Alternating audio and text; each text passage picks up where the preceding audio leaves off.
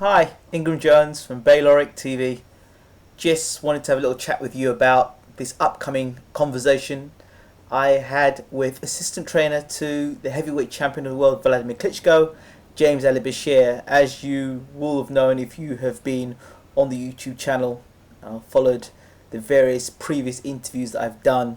James Ali Bashir is a man that has got a hell of a lot of experience, over 40 years experience in boxing, and I love having conversation with him. And at this point in time, having interviewed him on so many different occasions, it's no longer an interview, but now it's a conversation. It's a conversation. So that's why we call it Boxing Talk.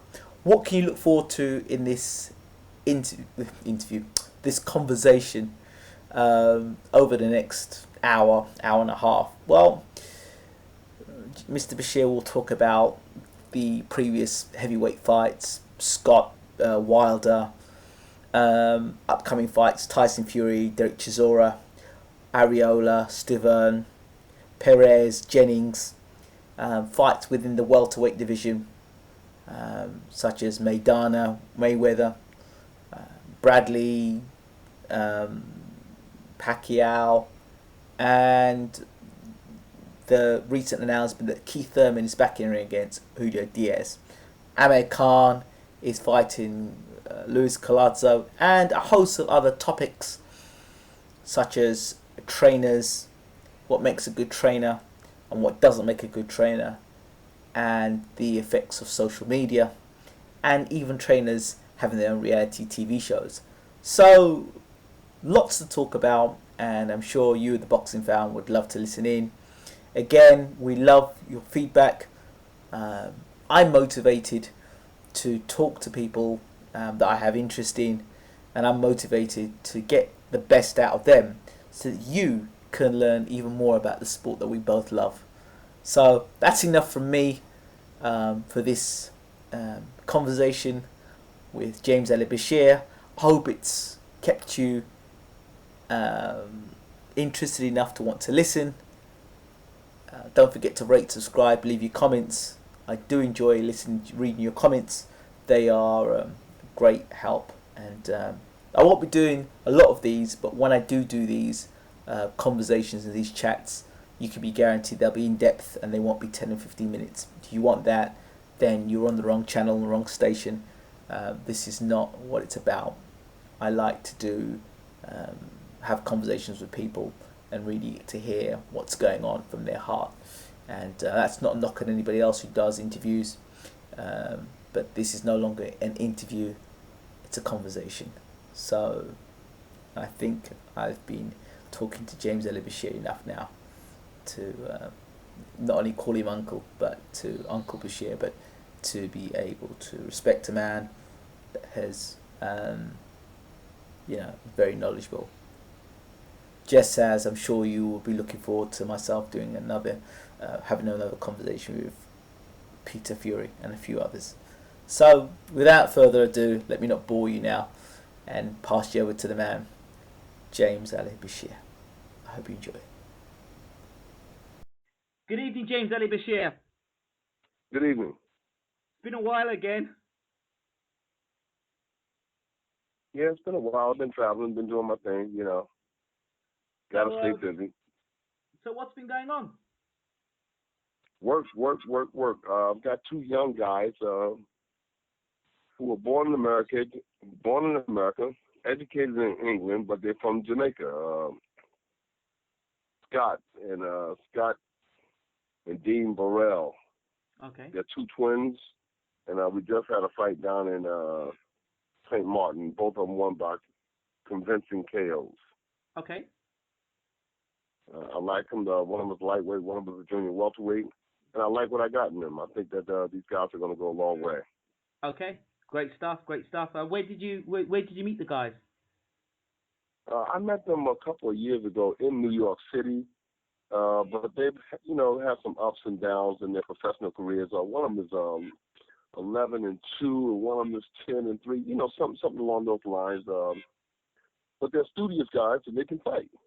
Okay. So you're going to be the doctor for them. You're going to kind of put them right. Yes, I'm gonna put some time into him, some investment in him, along with another young man out of Detroit, Michigan. A kid there by the name of Emmanuel Lipscomb, Lipscomb. He's a junior middleweight. Yeah, sounds familiar.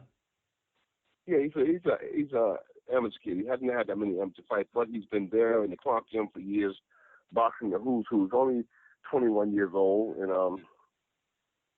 he hasn't had an extensive career as an amateur, but he's been boxing the likes of Andy Lee, and K9 Bundridge, right. Tony Harris, right. Dominic Dalton. So he's been boxing the who's who of the Clark gym since he was 15. So he's had an amateur career inside of the Clark gym. That's why I told him that it's better suited for him to head to the amateur because he has a professional style. Well, that sounds fantastic, but is he going to be able to convert into being a great pro? Is he going to be able to? Is he going to be a great pro? Is he just going to be one of these? Yeah, people have a misconception about being an amateur and being a pro. A lot of amateurs turns out to be lousy pros. Right. And a lot of good pros never were amateurs. Right. I had Maurice Harris for years. I started him at 14 years old. He abruptly turned pro with only 7 amateur fights, and he turned out to be one of the top heavyweight boxers in the world. Then you take a guy, a gold medalist like Orly Hassan, that never quite panned out as a professional fighter. Right. And there are many people who think that Mark Breland never reached his true potential, but he was a great amateur. Right. So we cannot really hang our hats on whether a guy had a good, extensive amateur career or not. But that's out the window now. That's proven to be not the truth. However, let me throw this at you. There are some guys that have been so used to doing things in the gym, when it actually comes down to performing on the night, on the big arena or big stage, they flunk, but they do fantastic things in the gym. That's the other danger. And adding on to that, there are some guys who are lousy in the gym who perform the night of the fight. That's true. Two of those individuals happen to be Matthew Saad Muhammad and Muhammad Ali. Right. They wasn't that good in the gym, but when they came to the fight, they were good. So it boils down to the individual, Absolutely. So sometimes people aspire to be a great gym fighter. Yeah. People aspire. That's their claim to fame. That's what their badge of honor is. Okay. But I'd like to think that I have a good eye for people who want to do this and people who don't. After 41 years in the sport, coming up on 42 years in the sport, I have a good eye for the athlete that wants to be a boxer and those who don't. They can't fool me. Okay. I can see bullshit. I can see bullshit coming down the street. Right. Okay. In that case, let's get straight into it, because people are going to be listening and saying, well, this is a nice conversation between Bayloric TV and Mr. Bashir, but let's get into this about Wladimir Klitschko and Alex Leapai. But what I'm going to do is ask you about Alex Leapai. And if Alex Leapai were to come to you, and if you had Alex Leapai right now, let's forget the fact that you're associated with Klitschko. Let's just talk about Alex Leapai, the fighter. Where would you judge Alex Leapai as a fighter? How would I judge him as a fighter? Yes. Very basic at that. Just very basic, I don't. He's not somebody that I would bend over backwards to work with, being truthful about it. Okay. In his fights, if I was going to be an advocate for Alex Leapai, I'd say he's got lots of heart. I would say that he packs a decent punch and doesn't give up. Surely they're good attributes. He fits the description of a lot of boxers. Okay. That can be. But he fits the description. You can't teach heart. You can't teach heart, and you can't teach chin. Those two things you can't teach. Right. And he carries a deep dig as well. Yeah, he fits the description of a lot of boxers. A lot of people have a lot of things coming in fights against Wladimir Klitschko until, as Mike Tyson said, until they get hit. Okay. And once they get hit, everything changes. So how do you see this fight happening? And before I even ask how you see the fight going, I mean, why is the fight even happening in the first place? It's a garbage fight to make. Well, only the powers that be can answer that question. I'm just a trainer. I'm just a trainer. I'm not enthusiastic about the fight. I'm viewing it as a fan too. I'm looking at it from a fan standpoint. Even though I'm a trainer, even though I'm a lifelong trainer, I also am a fan. And I don't like the fight. I'm not excited about the fight because I just think that this guy is not in the same class as Wladimir Klitschko. I think that there's better fights out there. I mean, yeah, there are better fights out there, and Wladimir could have just. I mean, the story is that it's Vladimir's mandatory, but Wladimir could basically say, you know what, I'm not fighting this guy. I put on a poor performance against Povetkin. I fought what's this other guy, Pionetta. I mean, and then he fought Vac, which was okay. I mean, really now the heavyweight champion of the world owes the boxing public a performance. He owes the public something special to put it on the line. And against Alex Leapai, if he were to get knocked out by Alex Leapai, I don't think there'd be a soul out there that would feel sorry for Wladimir Klitschko, apart from those who are just blind at the fact that he's doing the heavyweight division no favors whatsoever. Well, I'm sure that there are many people looking for the demise of Wladimir Klitschko, as they are looking for the demise of Floyd Mayweather Jr. But I think, in part, that's what motivates these two guys to stay on top, because they know there are so many people lusting for their failure. But Mr. Bashir, you talk about Floyd Mayweather, but at least he's given us the fights. He's given us Canelo. He gave us Cotto. Those are two big fights. He gave us Guerrero. Right. I'm not condemning. No, I'm mistaken. I'm not condemning Floyd. I'm just saying that there are many people who want to see Floyd Mayweather fail and see Wladimir Klitschko fail because they've been there so long, and people feel like they could or should be defeated, and they're not.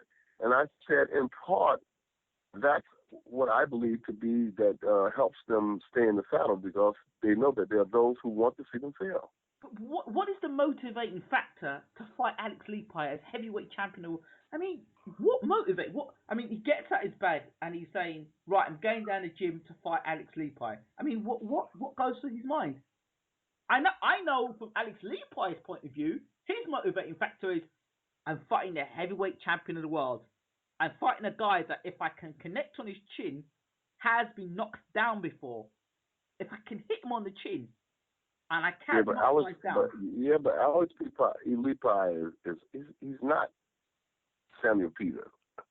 He has a small chance, like every fighter does that comes in the ring. They have small chances, very small, and at that.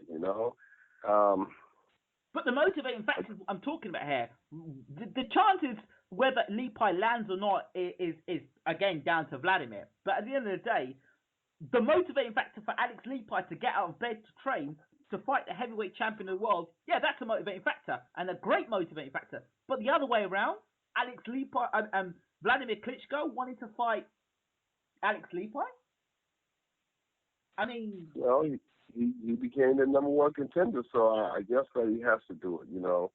That's the politics of boxing, something that I'm unfamiliar with. Where I couldn't guess why or why not. Right. It's just the politics of boxing, and it's been like this here for a long time. That's true. Now, the other day, I'm sure that it would have caught your attention that a former heavyweight champion of the world, Shannon the Cannon Briggs, entered Vladimir's training camp, and I believe threw a shoe at him or something. Yeah. Any comments? I can't blame a person for trying to get paid. So I guess that's why Shannon did it. He feels that he's on the best heavyweight. He feels that he can beat Wladimir Klitschko.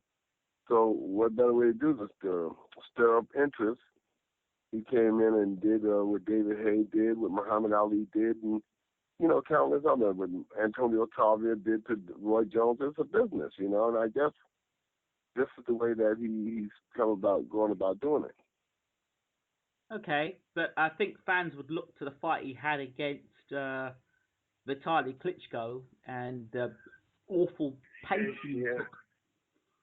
Well, that's one style, and this is another style. So he figures he can strike up interest by creating a spectacle with Wladimir. Don't get me wrong. I mean, I would love to have seen Wladimir Klitschko fight Shannon Briggs about 10 years ago. I mean, the night that Shannon Briggs fought Lennox Lewis, I'd like to see that Shannon Briggs in the ring with. Well, I guess Wladimir is trying to do. I guess Shannon is trying to do what George Foreman did, but again, he has a long way to go to do what George Foreman did. He has to stand in, and he has to work his way back to the podium. Yeah, absolutely. Last weekend, we were treated to a boxing masterclass by Deontay Wilder and Malik Scott. Your thoughts? I thought that was bullshit, All right, I'm just saying, like I was asked a question today. Yep. Did I think Malik took a dive? My answer to that question was no one can say what occurred in that ring but God, Malik, and Deontay. Deontay won the fight via first round KO, but whether it was on the level or not, it was bullshit. Okay, look. Let me drop it to you this way, Mr. Bashir. I'm sure you know because you've been in camp with Lennox Lewis. Malik Scott must have taken big punches from Lennox Lewis beforehand. Who? Right? Yeah. And I would say that Lennox would have been a better puncher, more accurate puncher, probably a better fighter than Deontay Wilder. And then for Malik Scott to just fall over the way that he did, it leaves question marks. Well, I mean, Lennox wasn't hitting him with 10 ounce gloves either, Right, okay. He wasn't hitting him with 10 ounce gloves without headgear and things like that there. So, I mean, it could have been he hit him with a left hook. I don't think the right hand landed. No. And if it did land, it didn't land cleanly. Right. And I couldn't identify with the left hook hurting him that much. I mean, this is a top flight professional boxer. But who's to say that it did not hurt him that much? He got hit with it. Like I said, we didn't take the punch. Nobody took the punch but Malik Scott. That's very true. God only knows what happened to me, But at this level, I'm saying that was bullshit, And I tell Malik Scott to his face, I will. Malik is, I talk to him like I talk to my sons. Yeah. That's bullshit. And I'll tell him if he cannot do better than that, then he needs to find another line of work. I mean, I actually. This is the fight of his career. And he goes out there. And I believe Malik could have won the fight. I really did believe it. But I said in my pre-fight prediction, if Malik tries to fight Deontay Wilder off the back foot and allows Deontay to get that big right hand out and start lining him up, and what does he do? Comes out first round, gets off the back foot, bouncing from side to side, and then he's on the canvas. And I'm like, I don't know. I don't know what to think. And the last time I interviewed Malik, and he was like, you know what? I got over the defeat with Chisora. Get over it. It happened. Let's move on from it. But I'm coming there. I'm coming to test Deontay. And then we see the press conference and the final would weigh in. And first of all, I would never have my guy go out and say I'm coming to test Deontay. No, I'm coming to knock Deontay out because Deontay is coming to knock me out. Yeah. That's the kind of mentality you got to come in with. That's the kind of mentality that you got to come into the training camp with. I'm here to knock him out. This is not a boxer's fight. This guy has been knocked out everybody he's faced. So I can't come in here saying I'm coming to test him. I'm coming to knock him out. I've got to find a way to crack the mountain. All right? Something changed because he was saying the stuff about, I'm really coming to, give Deontay the hardest fight of his career. And that all seemed fine. Because I was really pushing him in the interview for it, to hear his views. And, we spoke about a lot of topics. And then come the day of the weigh-in, he's got something with this paper bag over his head. Something about his don't forget to get your popcorn. I mean, like, at that point I thought, well, is he taking this fight seriously? Has he lost his balls? Is it the fact that him and Deontay are good friends? Well, most people that I talk to viewed that as a sign of fear. Yeah. Most of the fans that were watching closely, that contacted me, viewed that as a sign of fear. They say when men are afraid, they do crazy things, and most people that would call me saying that Malik is afraid. I didn't want to concede to that. Malik is my friend. Yeah. But how do I defend it? How do I defend it? He said they were saying this is how a scared guy acts. When a scared guy comes in, like it's almost like he's conceding. This is the calls that I was getting. It's almost like he's conceding that he's going to lose this fight. It's a real shame because Malik has got a lot of talent. He's got a lot of skill, but those talents or skills are nothing unless you can bring them into fruition. You understand? If you cannot bring them to fruition, no talent or skill goes out the window. I had one of the most talented heavyweights in the division of boxing in the 80s and the 90s, and Maurice Harris, but he never came to fruition with those talents. So people forgot him. They viewed him as just a good gym fighter. He just became known for boxing Lennox Lewis and Mike Tyson and Ray Mercer, and he just got lost in the pages of history. Which is a shame.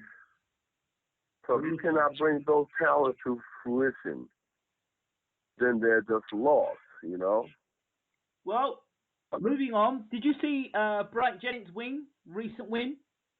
I was there. I was there at the fight. And what did you think?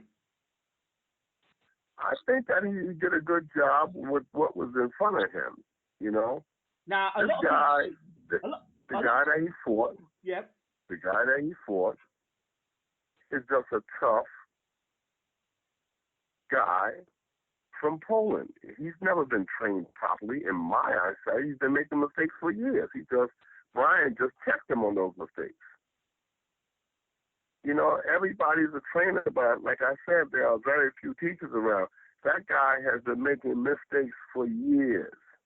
He needs to be trained by a professional, and he's going to continue to make those mistakes if he goes back.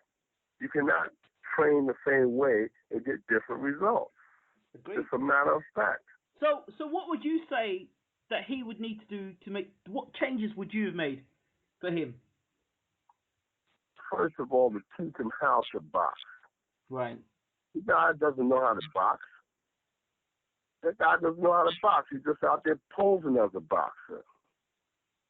He's not conducting the activities of a boxer inside the ring. Just look at the fight. Go back and look. I've looked at the fight 3-4 times. The guy doesn't know how to box.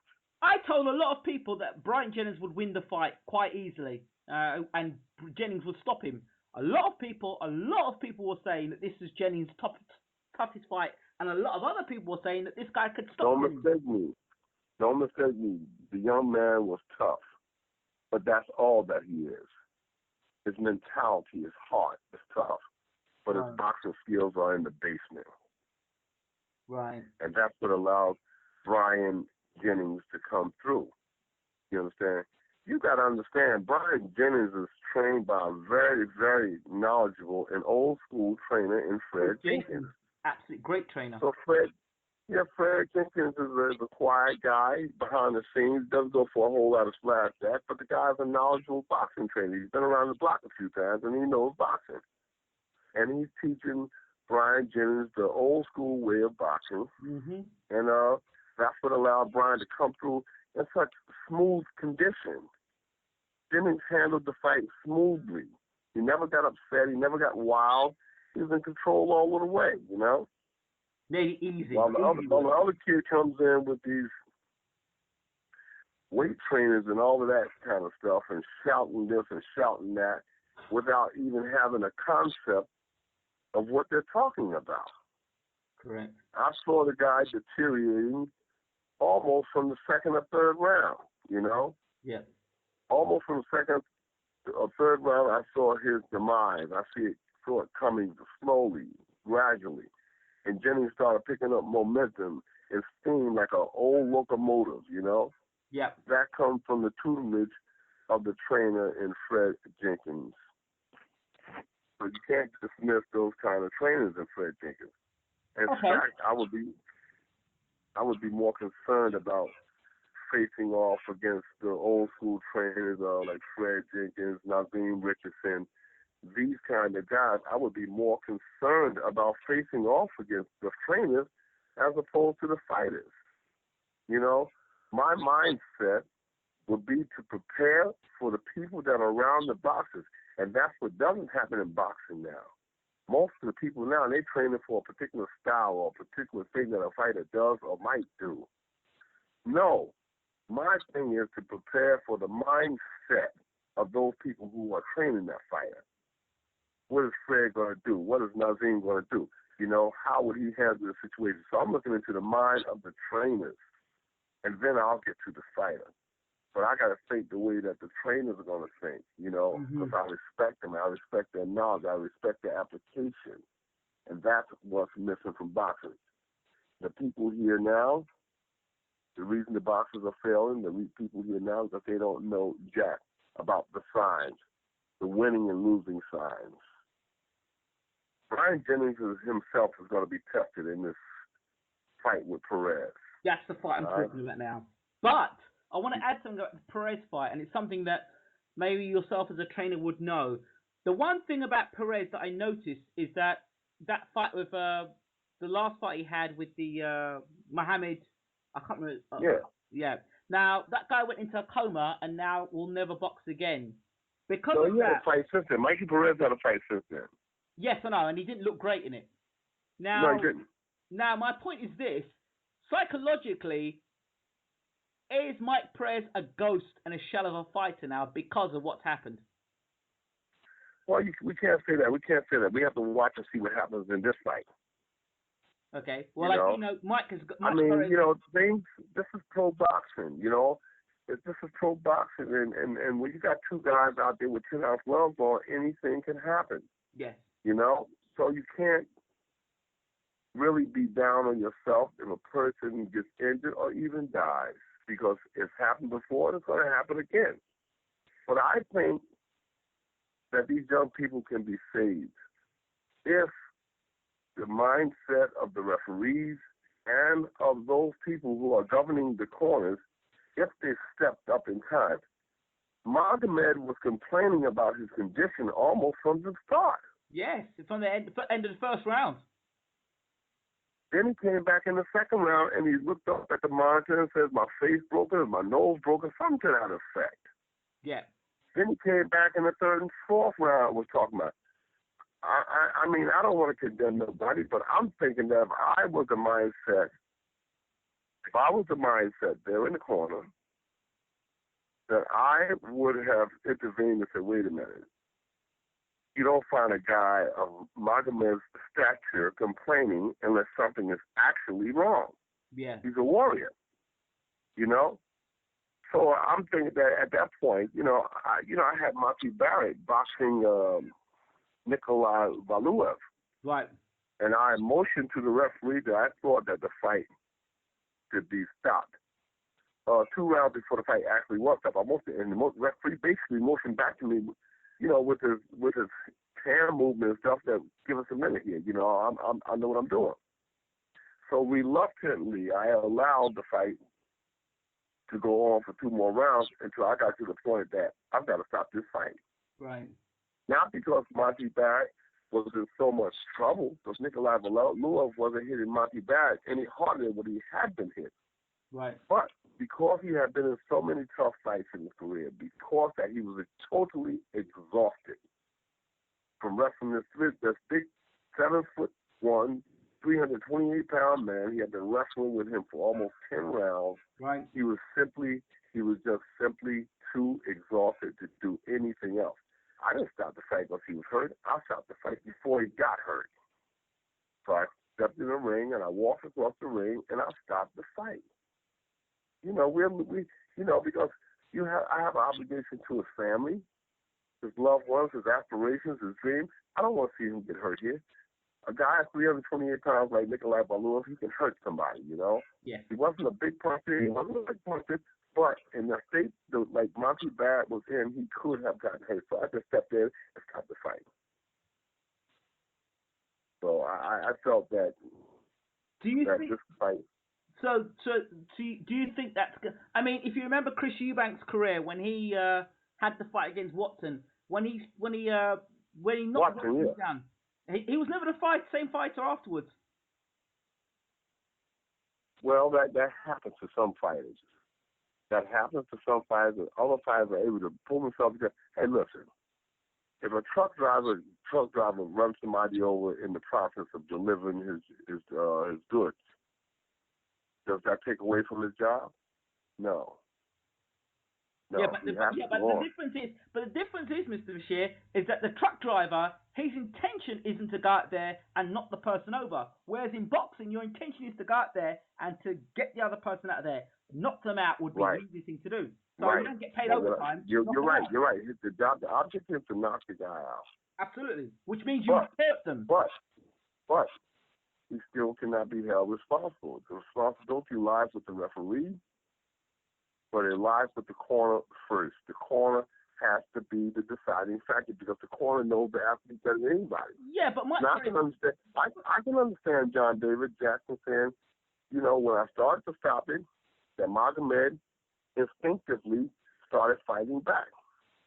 Yeah. So he had some logic in saying, I gotta let the fight go on, but the guy's fighting. But still and so, you've got to know your fighter. That's what it boils down to. What he's capable of taking, what he's capable of doing, and what he's not capable of doing.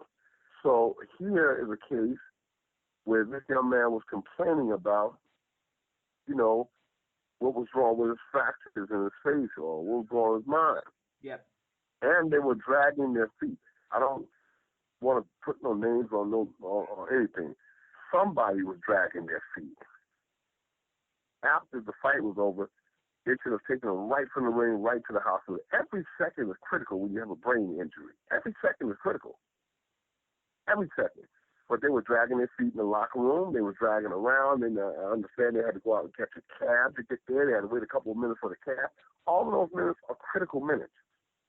Had to fight, then stop. Had to fight, then stop. Maybe second, third round. And so you know what? We come back and fight up there. Right now, he's complaining about an injury here. The fighter is telling you in an uncertain terms that something is wrong here. Is my nose right? Is my jaw right? He's looking at the monitor. He's saying something is wrong, and somebody needs to listen. Somebody got to say. The thing is, will there be any? I mean, there's video evidence. There's video evidence that if there were ever, if Magomed was ever going to sue anybody, he could use the video to sue because he could say, look, I came back to you in the second round. This is what I said. You didn't listen to what I had to say, and the reason why I'm in the condition I'm in today is because of you guys. I pay you to look after me, and you didn't look after me.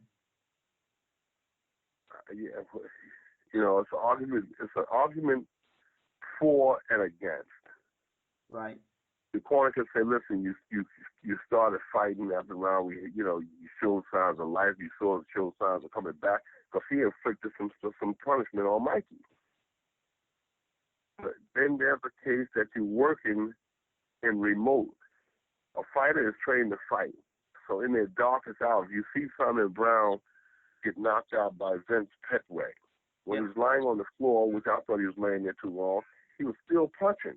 He was still punching, even though he was knocked out. That was his instinct saying that I'm in trouble and that I got to fight back. And that's what Simon was doing on the floor.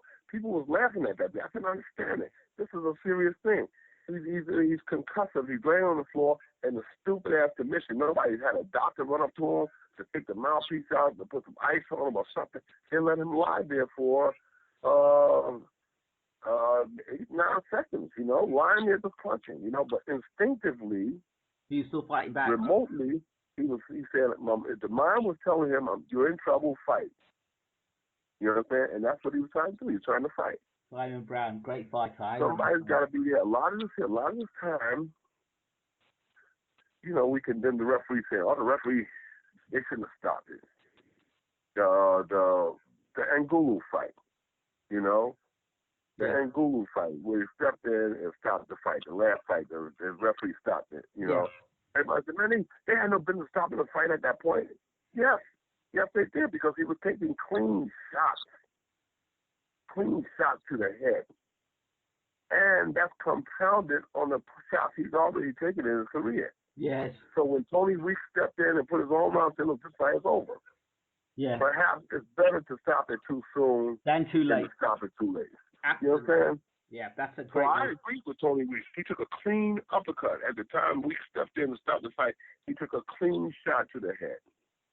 And Weeks came in to stop the fight. The fighters got it. So I had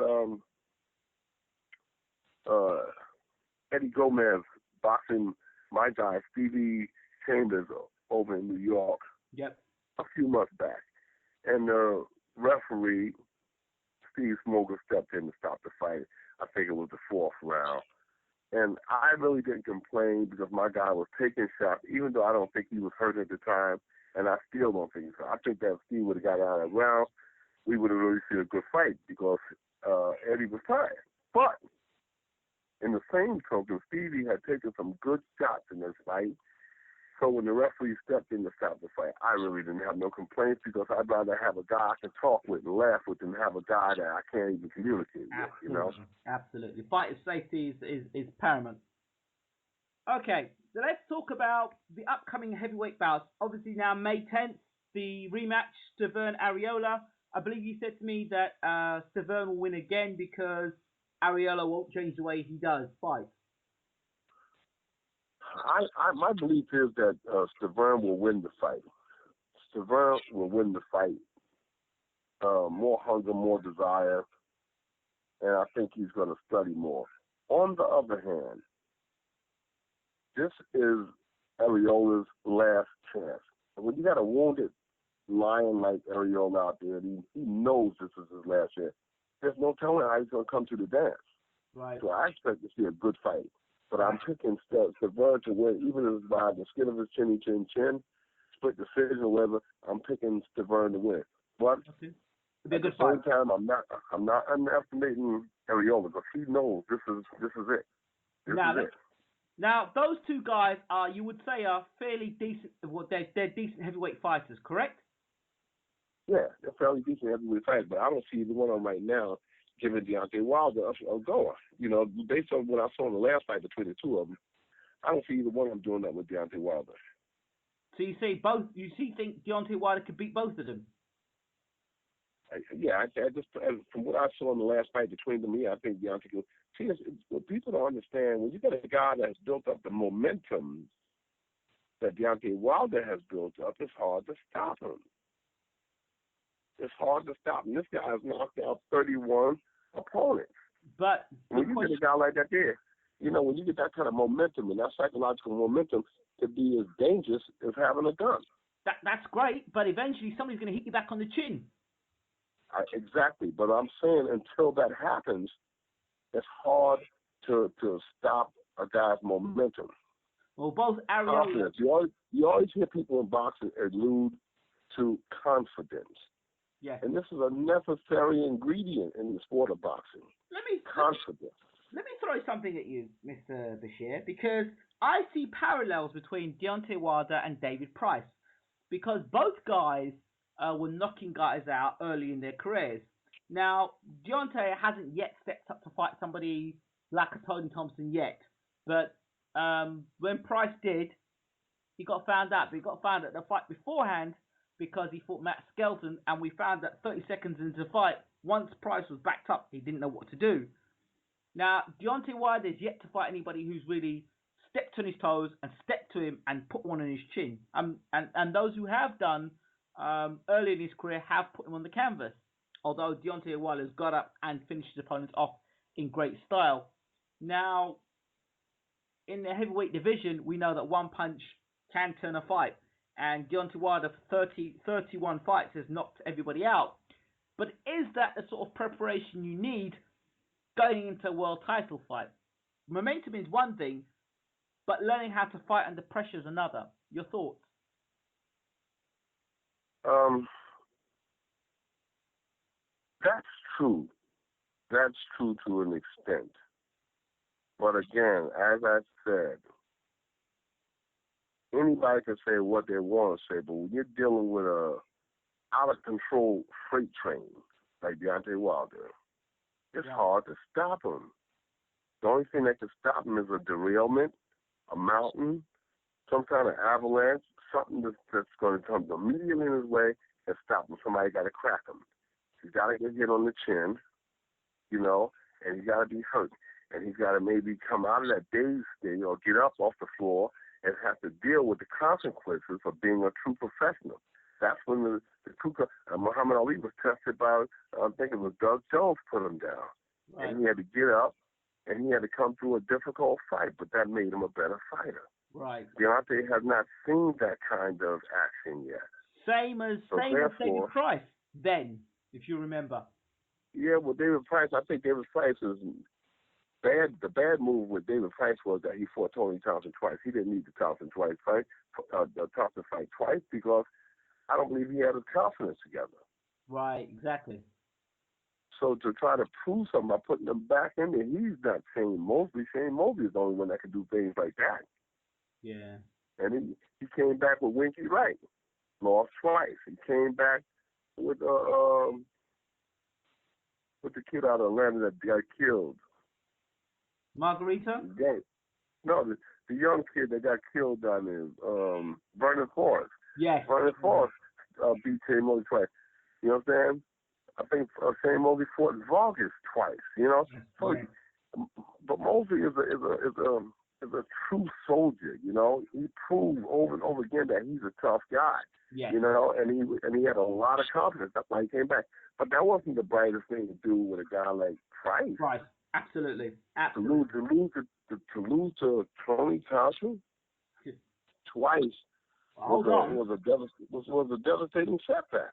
Tony Thompson has just beaten Solis in a very impressive performance. But anybody that knows boxing knew that was going to happen. Anybody that knew anything about boxing had to know that was going to happen. Now, Pulev, I think that was a terrible matchup.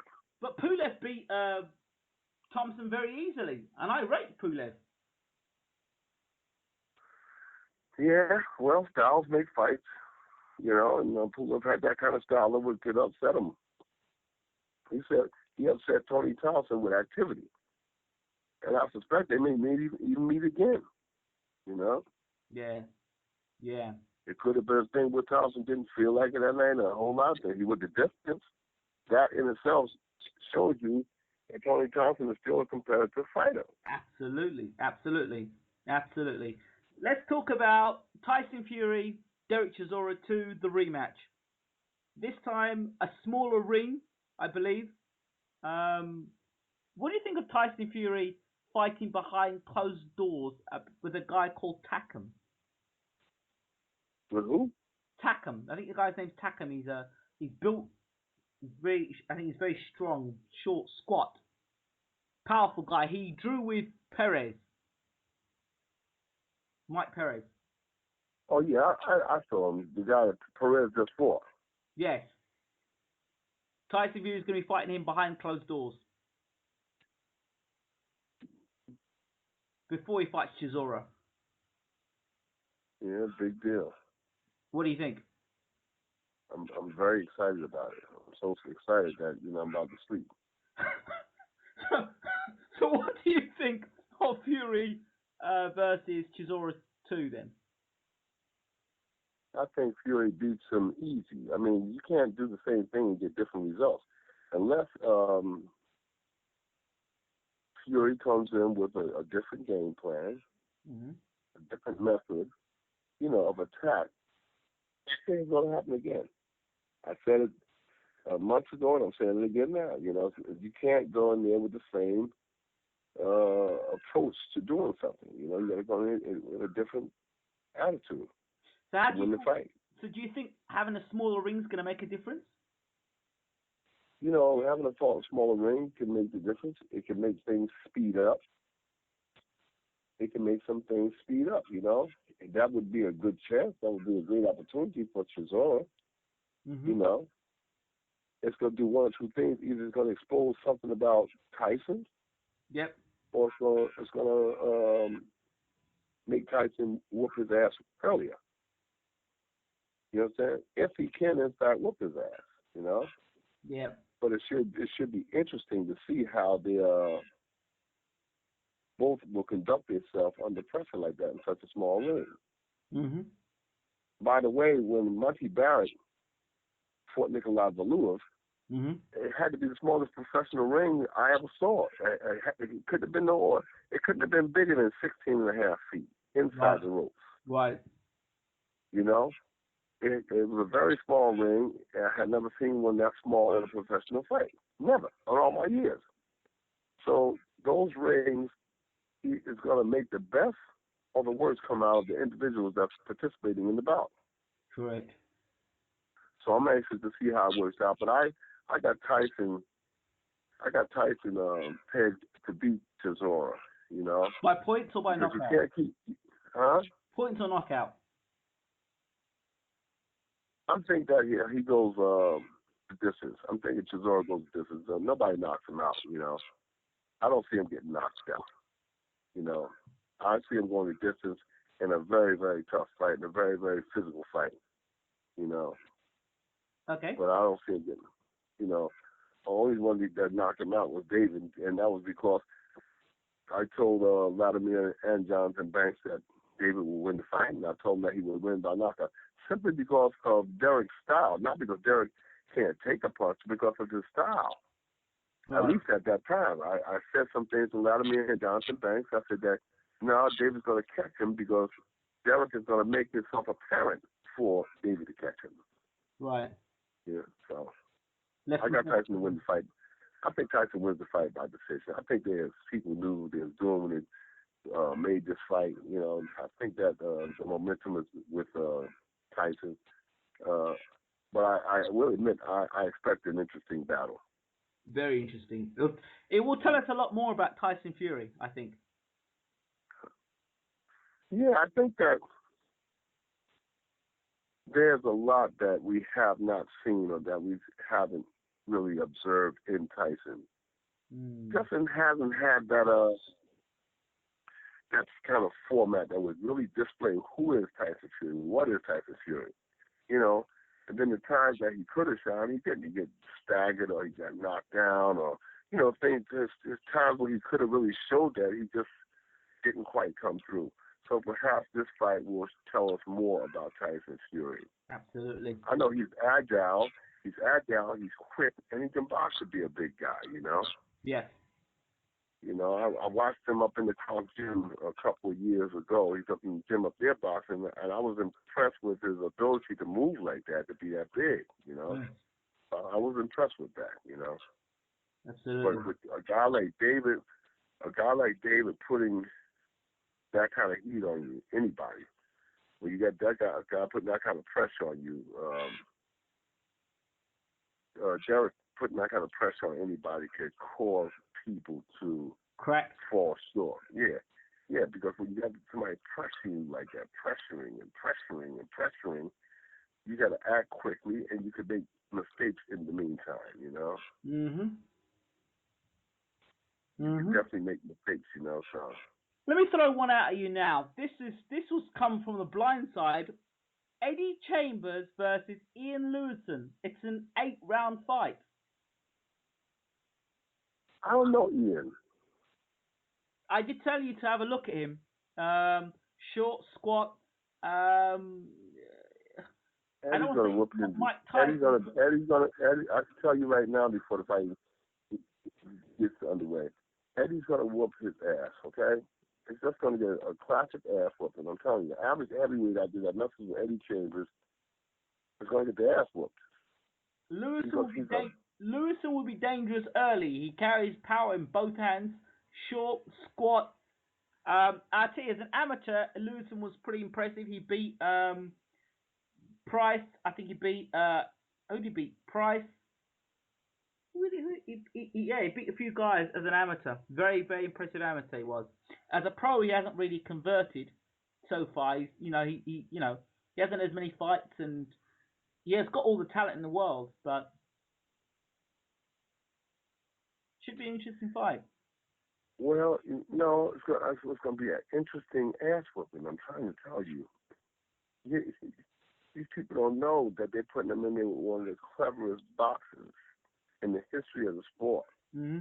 You know, and I don't care how strong a guy is, how hard he hit. When you put him in with a clever boxer, like Absolutely. Eddie Chambers, he's in trouble. He's going to be in trouble. There's no doubt But Eddie Chambers is a talented fighter, and he's one of the most talented heavyweights there are out there. There's no doubt about that. Not out there in the history of the sport. In the history of the sport. He's one of the most talented boxers in the history of the sport. Bar none, this guy can box, I'm telling you. Mm-hmm. And this guy, Ian, is not going to be a hit Eddie with a handful of salt. So I'm just looking, I'm looking past the fight. Maybe Eddie not looking past the fight. But I'm looking past it. I don't expect nothing to come from this fight. Have you seen good exercise to get back in the fray of things, but I'm not looking for nothing special to come out of the fight. Have you seen the condition that Eddie Chambers is in now under Peter Fury? Pardon me? Have you seen the condition that Eddie Chambers is in now under Peter Fury? I haven't seen any photos or anything. Okay, I think he's around 15 and a half stone now. Solid muscle, solid. What is that weight? 217? Yeah, 215, 217, yeah, about that. Yeah, that's what I suggested to him 2 years ago. 2 years ago I suggested that to him. I said to him, I remember saying to him, Mike Tyson and Vander Holyfield, and their best day was only 215 pounds, so you need to be a heavyweight. But he insisted at the time on boxing cruiserweight, so Peter got to his ear and told him that he should do this here. And I think that it's a good choice, I think that he'll be wonderful at that weight, Okay. In the years to come, he'll probably get to 220, and that'll be even better, Excellent stuff. Okay, let's talk about some other fights. One fight that's been mentioned now that I'm disappointed it's been announced, but yet happy because he's fighting again, which is Keith Thurman fighting against Julio Diaz, a former Amir Khan foe. Total mismatch. I think the fight is a waste of time. Absolutely. He's too good for Diaz. Absolutely too good for Diaz. I think that he could be in it with better competition. I'm sure Thurman himself would want that. This fight is just a waste of time. He could be in with better competition. And we have to see what happens. But who's excited? Nobody's excited about that fight. I've seen 100 people on Facebook talk about that, that they're not excited about the fight. And then rightfully so. I'm not excited about the fight. Well, I'm just excited to see Thurman back in the ring and get rid of Diaz quick, smart. 2-3 rounds, knock out and move on. Yeah, Thurman's a good fighter. Yeah. He's a good fighter, but I think that he could be in, with better fighters than what he's fighting in this guy, Not to knock Julio. I just think Julio has seen better days. And why? He was seeing good days against Amir Khan. Let's not forget that last fight he had. And he gave Sean Porter a nightmare as well, who now is world champion. Right. Yeah. So, he's seen better days, and I think that he should be fighting better fighters, Absolutely. Doesn't need to waste a lot of time fighting those kind of fighters. Yeah. Amir Khan, Luis Collazo. I know you see my Facebook post, and I really think that Collazo's got what it takes to beat Khan. I don't think Khan even wants to fight anymore. I think he was looking at the payday with Mayweather, and probably that was his retirement paycheck. That's what I was looking at. That's what I saw it, but I could be wrong there. What do you think? I think that I would rather have seen Mayweather fight Khan than to fight Maidana. That's what I think. I would rather have seen him fight him. Why do you say that? I just think that it would have been a more interesting fight, a more interesting contest. Mm-hmm. Maidana is going to be a bull. He's going to try to bull in, and he's going to be a ready target for Floyd. You know, so I just I feel I'd rather see that fight. I'd rather see that fight. Do you think you will see Khan versus Mayweather, or do you think Collazo could get in the winner of that? Well, it you know, it depends on how Khan looks in this fight. But Khan fights. But Mr. Bashir, I don't understand it. Khan fights the same way in every fight. He fights like an amateur in a pro ring, because first 3 rounds he comes out throwing. Yeah, he does emulate amateur style a lot. He does. And he hasn't. I don't think Khan's improved. I don't think he's improved from where he was when he started in Bolton to going pretty much to where he is now. I don't think he's improved. I really don't. I think he's gotten bigger, but I don't think he's improved. He's still doing the same stuff. He's still making the same stuff. I see a lot. I see a lot of amateur stuff he do. You know, even I look at a lot of film on him, and he does a lot of amateurish things, and he's basing a lot of his fight on power, as opposed to learning the art of boxing. Exactly how to keep distance, how to use the jab, how to keep a man at distance, how to tie a man up. When he gets on the ropes, he panics. He doesn't know what to do. The Peterson fight was a perfect example of that. And distance. I got him picked to beat Collazo. I hope I didn't make a mistake. I'm picking Collazo to knock him out. Sorry. And I've really? three fights. I picked Prescott to knock Khan out. It happened. I picked Khan. I ran to the bookies when I heard Khan wanted to go toe to toe with Garcia. Khan knew he'd get knocked out with the left hook. I said, well, if that left hook can drop Morales, and Morales has got a good chin, then if that hits Khan on the chin, there's trouble. And Khan will go and trade and get caught with the left hook. That's what happened. He was lucky against Julio Diaz. The fight against Maidana, he was lucky as well. So, and he didn't look great against Julio Diaz. In fact, I don't think Khan has looked good since that fight with Danny Garcia. Now, it might be the fact that Khan has recently been married and, he's lacking a bit of confidence. He's got a new trainer in Virgil Hunter. But again, he didn't look good against Molina, who was a blown-up lightweight, or lightweight fighting a light welterweight. So he hasn't looked great. And I failed to see, no disrespect to Virgil Hunter, done a great job with Andre Ward, but that's about it. That's about it. People, you can't. Boxing is not a label profession. Virgil Hunter, like you said, he did a great job with Andre Ward, and I think that they have a match made in heaven. But outside of that, he hasn't, really been with professionals a lot in the world of professional boxing. He hasn't been with a lot of pros. He hasn't done a lot of work with a lot of professional fighters. He has a chemistry, undenying chemistry with Andre Ward. But that doesn't translate, and I'm not just talking about Virgil, I'm talking about a lot of trainers. That doesn't translate into immediate success with other fighters, So, it remains to be seen what improvements, if any, that he can make with Amir Khan. And for that fact, it remains to be seen who can make the difference with Amir Khan. I don't think anybody can make the difference with Amir Khan, because Amir Khan is a person. I think he's his own man, and he does his own thing. There are just some guys that no matter he's been out there a few years now. He's deep into the professional ranks, so maybe he can't be changed. That's what I'm saying. Well, look, he went from Oliver Harrison, right? Got knocked out by Prescott. Went across to Danny and got knocked out against Danny Garcia. But well, he was putting it on. But he was giving Danny a little tough time there. He was giving Danny a tough time. But Danny, being the tough guy that he is, he withstood the storm and he was able to come back. Yeah, but the thing is that Khan has never been a big puncher, but he fights like he's a big puncher.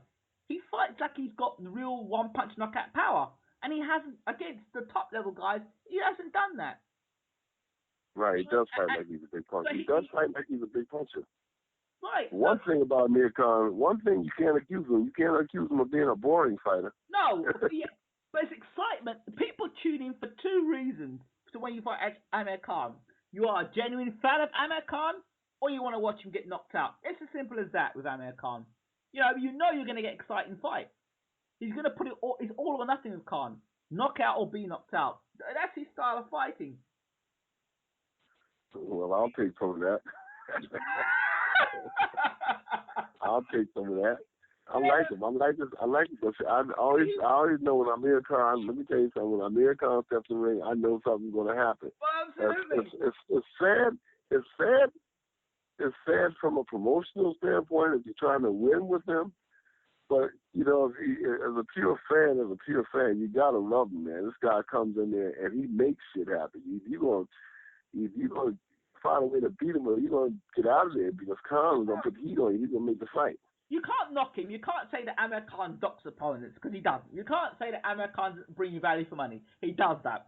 You can't even say that Amir Khan doesn't make you sit up, because he makes some statements, some ludicrous statements, like he's talking about how he's the man to beat Floyd Mayweather. But you gotta think, well, if you can't get past Danny Garcia and get knocked out and around by Prescott, how are you possibly going to try and beat the best defensive wizard with the best straight right hand in the business and throws a perfect check left hook, and you get knocked out by left hooks? I mean, yeah, I don't understand it. I don't get it. He's already talking about fighting Floyd Mayweather, and he hasn't even got past Luis Collazo. And for me, the danger signs are with Collazo.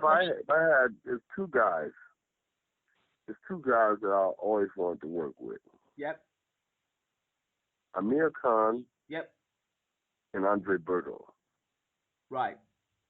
Because they've always been in such need of collective training, Mm-hmm.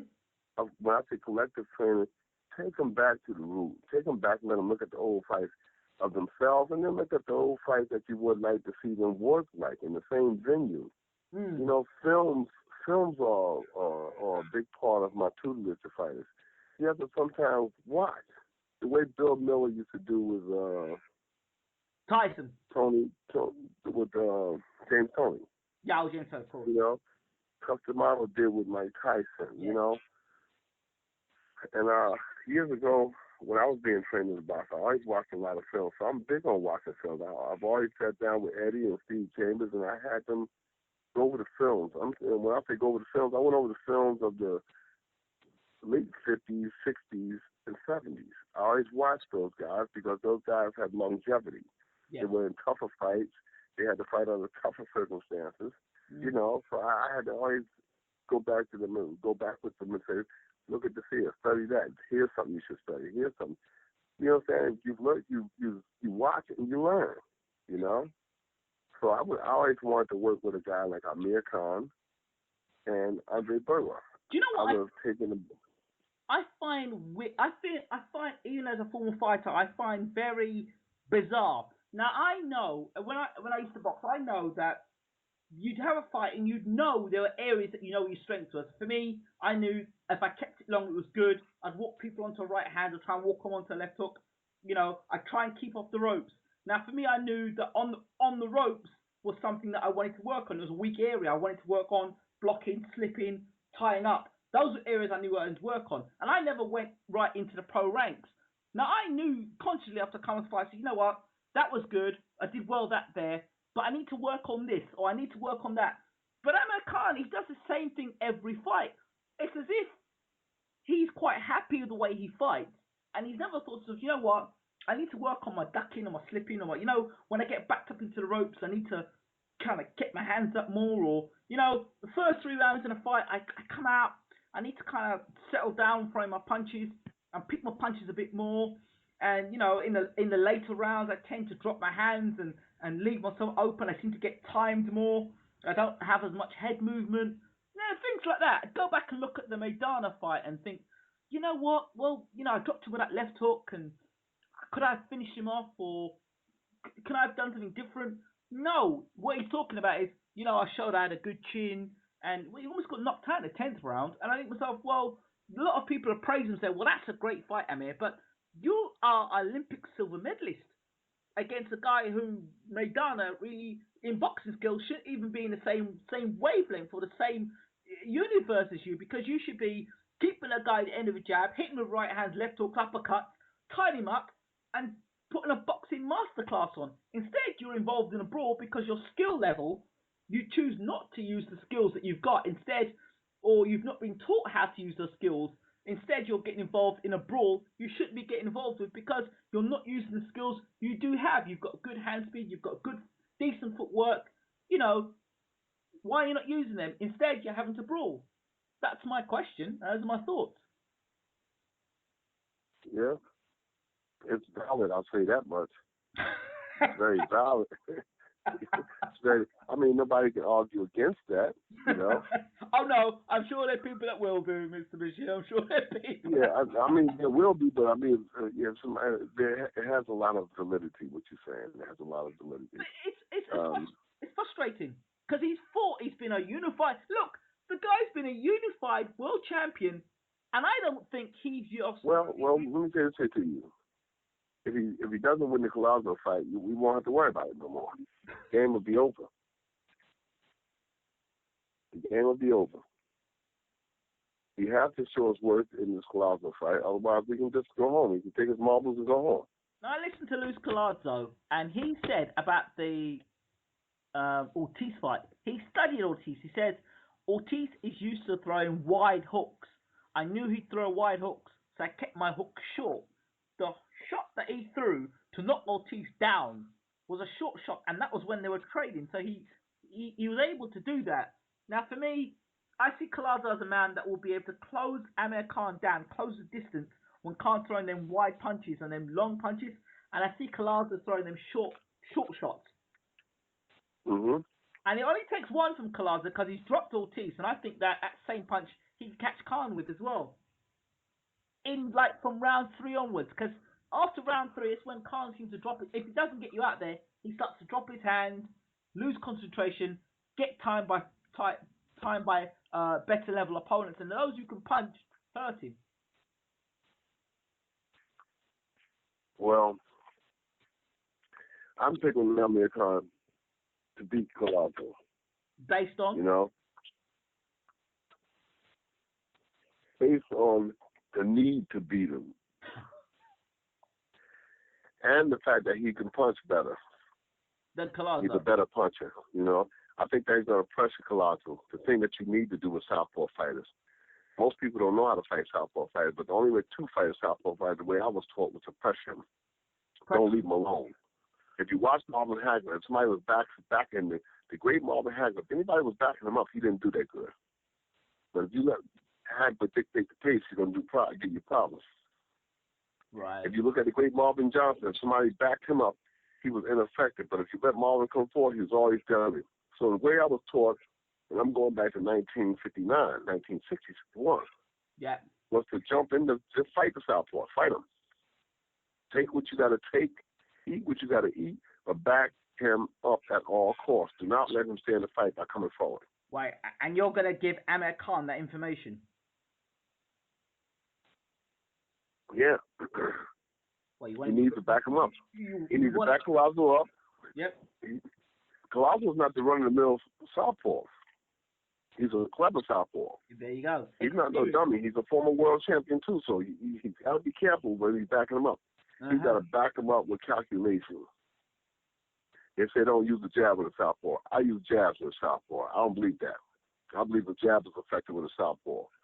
And the left hook. People just try to throw the right hand, but the left hook is the one that set the right hand up. A good body punching left hook will open the door for the right hand. Right hands, people try to time southpaw for right hands, but that's not the punch. The punch to get him with is a good jab and a hook off that jab. That's the one that gets him, you know? Let me throw something else at you. Khan's done nothing in the welterweight division, whereas Collazo's fought big, strong welterweights.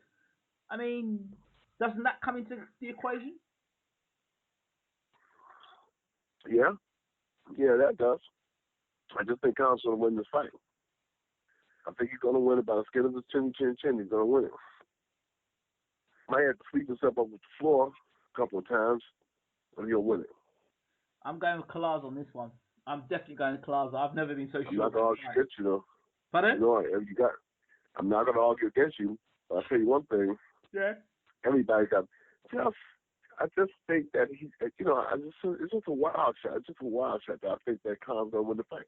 Not that Luis Collazo is a bad fighter. Exactly. He's a very good fighter, a very competitive fighter. I tell you, I would like to see Collazo versus Thurman. That'd have been a better fight to see. Very interesting fight. That'd have been a good very fight. Interesting. That'd be a very interesting fight. Either three of those fights. Yeah, Khan. Well, I won't want to see Khan Thurman. No, I don't want to see that. I definitely don't want to see that fight. Well, you want to see Khan versus Thurman? Mhm. Are you a sadistic or what? I want to see Thurman fight Eddie Gomez. If Eddie Gomez has a few more fights. Who's Eddie? I've never seen Eddie. Who's Eddie Gomez? Eddie Gomez out of New York, a Golden Boy fighter. Okay, I'll look at him. How good? Yeah, he's a pretty good fighter. What's Eddie Gomez like? Strong, short, stocky fighter. Got good boxing skills. Got heavy hands. I heard a rumor they were trying to get Matisse versus Thurman. Who? Lucas Matisse versus Thurman. I heard they were going to try and make that fight. That's a good fight. That is a good fight. Well, what do you think about the junior middleweight division? Light middleweight. So we've got that's Canelo, Lara, Trout. Lara's very tasty. But you've got to think about what Angulo was doing to him. Angulo was there. James Kirkland. Yes. The two twin brothers, the Charlo brothers. Yes.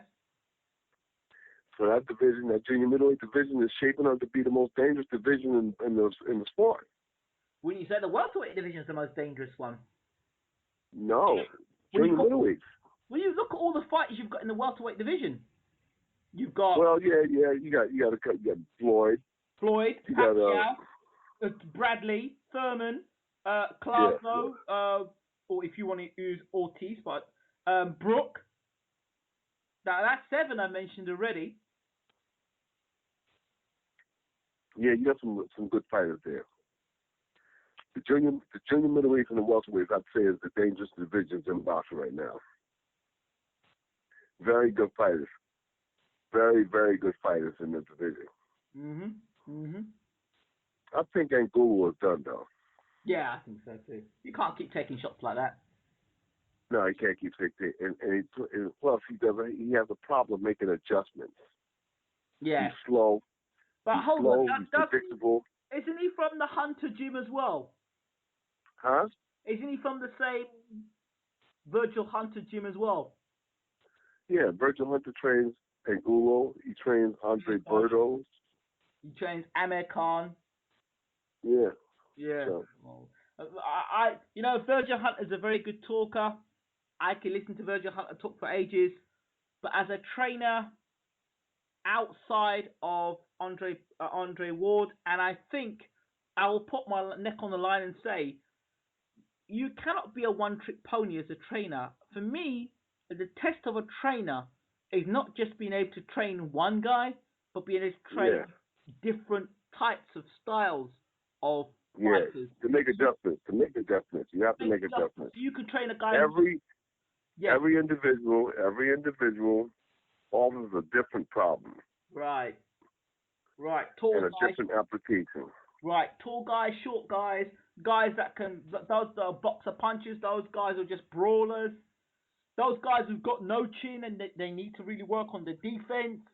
Those guys who've got power. You have to make adjustments. So the question is, what is the Virgil Hunter way? Because I've seen Andre Berto try to do the shoulder roll and get completely smashed a bit. I've seen Angulo keep taking punch after punch after punch with no defense. I've seen Amir Khan go and fight Hula Diaz and look shocking and almost get dropped by Diaz and look appalling and get bullied by a lightweight. I mean, that's harsh, but like I said, Virgil Hunter is very charismatic. He's great to listen to, but outside of Andre Ward, who's a very talented fighter, question marks have got to be asked about this trainer. Yeah, you're right. You can't just go with one application, And nobody's more aware of that than I am, Every boxer is not good with every trainer, and every trainer is not good with every boxer. Chemistries play a big factor in getting things done. And then past the chemistry, the trainer has got to have the application to get these guys to go across the line. So Virgil Hunter's got his hands full right now. He's got his hands full. Let me ask you this question. It's just a thought that popped into my mind before we end this interview. Do you think that the boost or the rise in social media, Facebook, Twitter, and YouTube, has made trainers become celebrities and personalities, and we've taken the eye off of actually what the trainer actually is meant to do, and we listen to the trainer more than the actual fighter, in terms of the trainer saying, well, we're going to knock this person out. Freddie Roach is perfect for that. We're going to knock this person out. But that's a terrible thing to do, because he puts undue pressure on the fighter. Well, that's what I'm saying. That's just what I'm saying. And so, naive boxing fans. But that's bullshit. A trainer, I don't think, in my opinion, all right, maybe he has a justification for doing what he does, but in my personal opinion, yes, you know what I'm saying? In my personal opinion, it's not a good thing to do. To say my guy's going to knock this guy, my guy's going to do that, my guy's going to do this. It's not my place to say those things. My guy's in shape. He's ready, spiritually, physically, mentally. He's ready to fight. That's my limit. My guy's trained and he's ready to go. And I expect that we're going to do a great job. But that's my limit. That's keeping it respectful. That's keeping it within the realms of reality.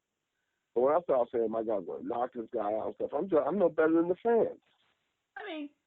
It's got to the point now where some of these trainers have got their own reality TV shows, where we're hearing about, well, what does the trainer think about the political view, or what does the trainer think about, I don't know, anything not to do with boxing. The same can be said. Listen, the same can be said about the journalists.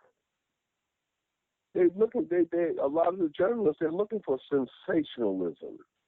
They're looking for these sensational scenarios to report on, to put on the boxing websites and stuff. They're looking for so today punched so in the mouth, or Guerrero and Mayweather was having a fight at the movie fight. That's not boxing. That's not boxing. That's a sideshow that centers around boxing. Yeah, I know. That's not boxing. It's sad because, like an interview I've done with you tonight, and we've talked about a lot of things, the technicalities of boxing, the history of boxing, the foundations of boxing, and having a good boxing technique and trainers, and just being really honest about a lot of things, not for sensationalism, but just because we love the sport to talk about. And this won't get as many hits as somebody saying Mayweather's father and Guerrero's father are going to duke it out. That will get more hits because, I think that... It's sensationalism. It's sensationalism. But, I was raised by the old professors of the sport. I've been around them all. I've worked with them all. At some time or another, there's not many of the old professors in the sport that I have not had an occasion to work with, If it was carrying the spit bucket, or, learning to wrap hands, or just assisting in the gym, or assisting in the fight. Right. I've been with them all. And when I do things in the sport, I want to do their memory a justice. Right. I want to do their memory a justice. Every time I go up those stairs with a fighter, I get the feeling that the greats are there at ringside and they're watching every single thing that I and the fighter do. Right. I get that impression. I get that feeling, Some people might say I'm spooky or I'm losing my mind, but I just get that feeling that the ghost of the greats are right at ringside watching everything that everybody around the sport does. And I don't want to make a mockery of those guys. I do not want to make a mockery. I don't want to be bozo. You know what I'm saying? I don't want to be a clown figure.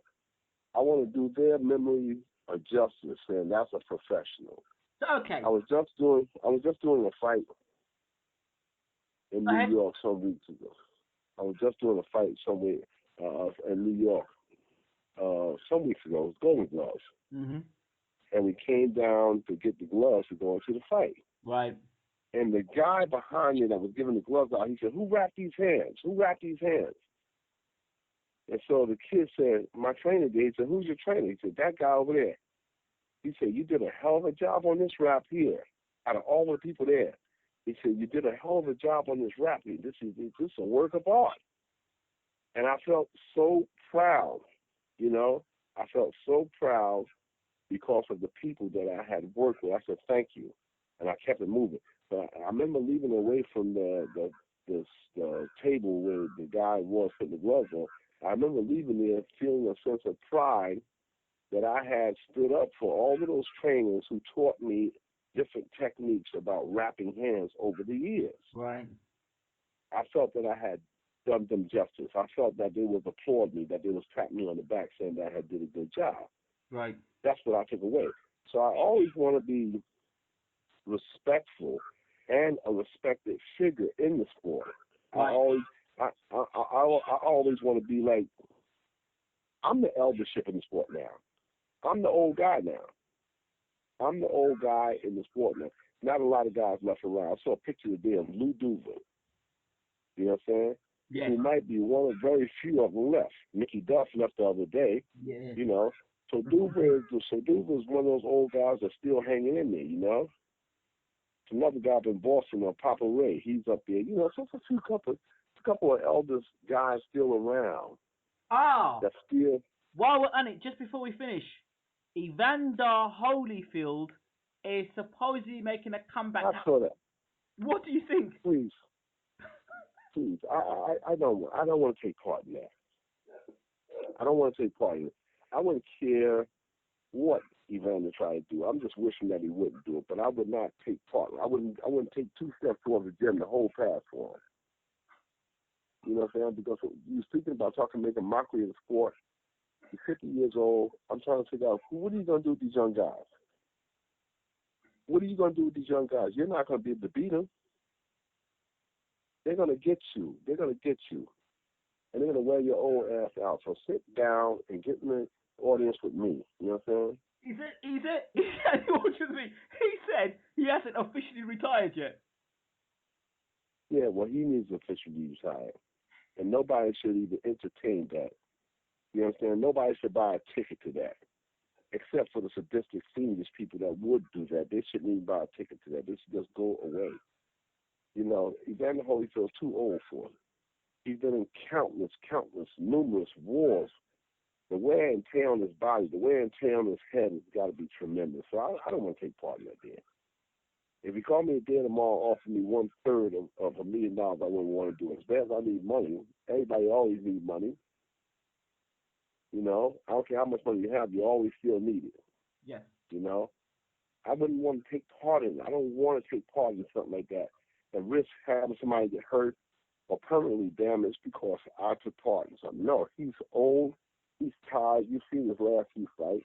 Yeah. He's been beaten by a couple of guys, James Tony, Larry Donald. The guys have beaten him. You know, I'm saying you lost to those guys, and those guys shouldn't be boxing. Larry Donald and James Tony is just to name a few that beat him, you know. Yeah. Those guys, Larry Donald and James Tony, they shouldn't be boxing. Their career should be over. But they managed to beat Holyfield when he was still trying to box. So where is he going now with the young class? You know, what are you selling? What are you selling, your name? Who's going to believe in that? The day of Evander Holyfield has come and gone. The sun has gone down on it. Get out of it, get used to it, and get on with your life. What brings people back to fight, though? I mean, what drew him back, apart from money? Well, I tell you, one of the things that bring him back when they look at the condition of boxing and the lack of skill that most of the boxers have, they say, you know what, I can beat these guys. They look back and say, you know what, I can beat these guys. You know? I remember hearing a story. Joe Bugner was thinking of coming back as well. Oh God, Joe Bugner is how old? 60? I believe it was an exhibition fight he was going to have. Oh, please. I don't want to entertain that stuff. I wouldn't even go see it. I don't want to see a video of it or nothing. In that case, should there be a law that says, well, look, Bernard Hopkins is still fighting, and how old is he? 48, 49? You think 48 or 49? Yes. I don't think it should be a law. I think that people shouldn't just pay it. They shouldn't pay to see it. Well, Hopkins is in a unification bout against Shumanov. Yeah, Shumanov is a pretty tough fighter, too. Shumanov is a pretty tough fighter. You know, whether Bernard could outfox him is another story. But I think that Bernard is pushing the clock, you know.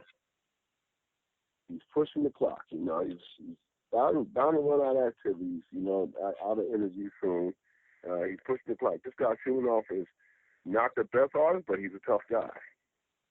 From what I can see, he's a tough guy, you know. I've got to say, that last fight that Hopkins had against Murat, he looked superhuman for the age he was. He was beaten up. He beat Murat out worse than what Cleverly did to him. Yeah, but look who he's fighting. Who's he fighting? Murat. I mean, that's exactly what I'm saying. Who is that? Who is that? He was tough. He was rugged. You said that like I was supposed to recognize him, like I recognize a box of Wheaties. You know, I recognize Wheaties. You know what I'm saying? I recognize Tropicana, but I don't. You know what I'm saying? I recognize Cheerios, Raisin Bran, but I don't recognize no Murat. I don't. Who is that? And I'm still asking, who is he? He lost it. Okay, he lost his fight. But what has he done to get in the spotlight? I don't know who the guy is. You know what I'm saying? When he go up there and beat Donna Stevenson, Kovalev, you know, those guys right there, I said, Bernard is here. Yeah. All right? You know, if he beats Kovalev or Stevenson, then I'll take my hat off. If not, he's just beating uneducated young guys. And I'm just thinking in the mode of most of the fans. I'm not criticizing anything if I'm not up in there. Yeah. But I'm thinking in the mode of all the fans. Who is this? Who's the guy he's fighting? Well, Shumanov is dangerous, I would say. Who? Shumanov is dangerous. Yeah. He's a tough kid. You know? See, the old fox is coming out to outfox this guy. Trick him out of it, you know? Trick him out. Whether he can trick Shumanov out of it, I don't know. Shumanov wants to fight everybody. He wants to fight everybody in the top 10, and he wants to fight all the champions. And that's what I like about this kid, Shumanov. He wants to fight everybody. He wants to be the unified champion. Can he beat Kovalev or Stevenson? I don't know. I haven't seen Shumanov fight enough. You don't think Shumanov fights enough?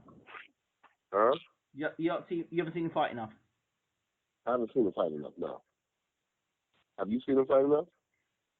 Not really, no, to be honest.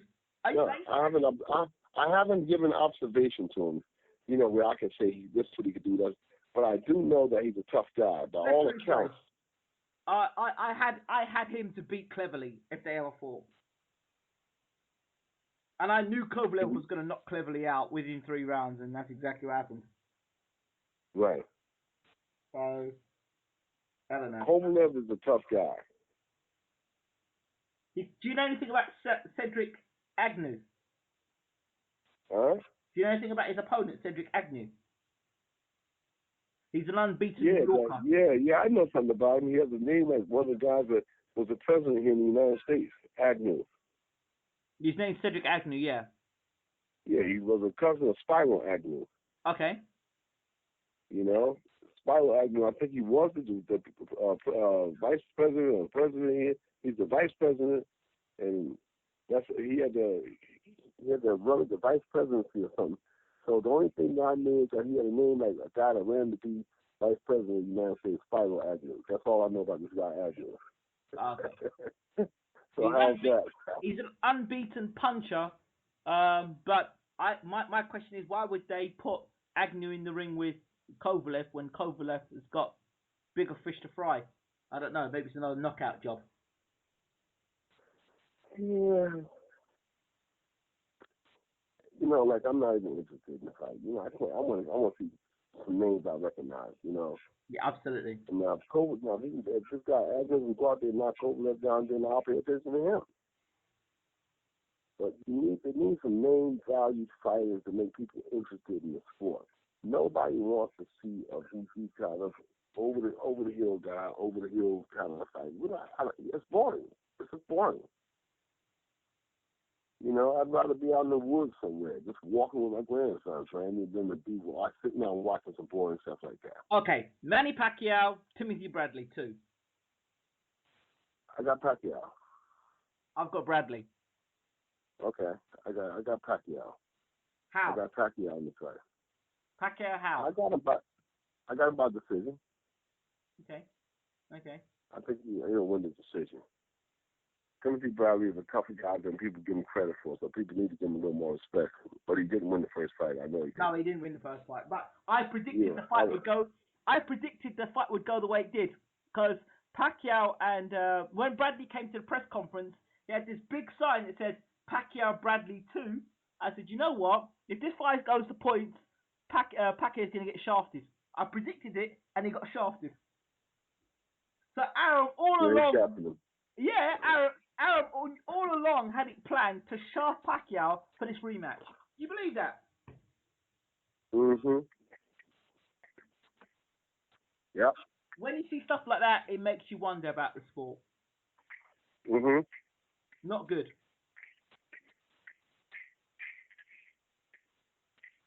Well, it is, but it's always been a living black eye, you know? Absolutely. And people are really sick and tired of that. People are really sick and tired of that. I was rooting for Bradley to win that first fight. Mhm. Me too. But not like that. No. Not like that. Win properly. That was an insult to me. You can't blame Bradley for that though. That was an Arab job. That was an Arab job. Yeah. Blatant. Of course it was. But when will the people revolt? The people who say, you know what, I'm not going to watch boxing no more. I'm not going to watch it. You understand? And they beg for people to come back and watch it. Absolutely. No promoter should have that kind of power. They need to have a commission that says that we will pick the judges and referees. Do you know what You understand? Do you know what I would like to see from more boxing journalists? I won't have time to do it, but I would love to see, instead of doing these silly interviews, what I'd like them to do is start interviewing these judges, so we get an idea as to, well, how the hell could you score that fight the way you did? I mean, what? Right. Now, interviews with these judges would be interesting, and I have looked around, and I haven't seen very few interviews, if any, I've seen a couple of interviews with referees, but very few interviews with judges. Why is that? Well, you know, the commissions, in most cases, well, we don't allow anybody to talk to our judges. What kind of nonsense is that? I tell you what, it's kind of corrupt nonsense. That's what it is. Yeah, I'm saying, what kind of nonsense is that? Well, we don't allow anybody to question our judges. What kind of nonsense is that? If people paying money, somebody needs to account for what's going on here. What the heck do you mean? Nobody can question your judges. Well, somebody's got to start. No. Somebody's got to start questioning the judges. It's terrible. It's terrible if you can't question the judges. You rendered a decision here where most of the people who viewed this here fight have criticized the decision, saying that the decision was totally wrong, and then the commission says, oh, well, we don't allow anybody, our judges, to answer any questions. It's just beyond me. It's just beyond me, you know? Mr. Bashir, in closing, and I keep saying in closing, if Alex Leapai were to land the jackpot punch and it were to land on Wladimir Klitschko flush and knock Wladimir Klitschko out, how would Wladimir Klitschko's legacy be remembered?